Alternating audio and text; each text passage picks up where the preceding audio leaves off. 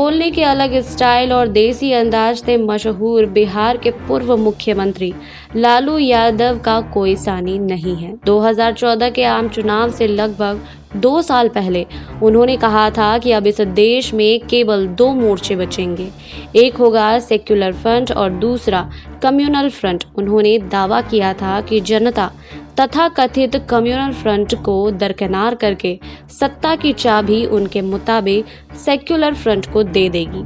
उन्होंने कहा था कि मोदी इस देश के प्रधानमंत्री बन ही नहीं सकते हैं। वहीं एक शो के दौरान सवाल पूछे जाने पर जवाब देते हुए उन्होंने कहा कि हमारे यहाँ भोजपुरी में एक कहावत है, 7 चूहा खा के बिल्ला भाई भक्तीन, यानी 7 चूहा खाने के बाद बिल्ली कहती है कि हम अब शाकाहारी हो गए।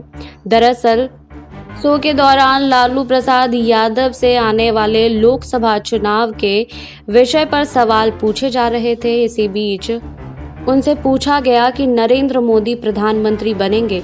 इस सवाल का जवाब देते हुए उन्होंने कहा है कि कहां से वो प्रधानमंत्री बन जाएंगे, हम लोगों को क्यों इतनी कसरत करा रहे हैं। खैर, इनकी कोशिश तो है। मैं इनसे इतना कहूंगा कि अगर दम है तो चुनाव के पहले नरेंद्र मोदी को प्रधानमंत्री पद के लिए घोषणा करें।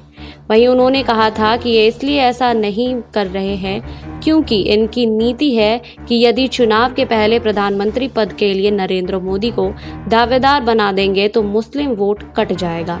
आगे उन्होंने कहा कि गुजरात के रिजल्ट आने के बाद कंफ्यूजन खत्म हो जाएंगे। देश के लोग बेवकूफ नहीं हैं और यह इनकी साजिश है। पहले नाम मत बोलिए, नहीं तो मुस्लिम हमसे भड़क जाएंगे। लालू जी चुनाव जीत जाएंगे।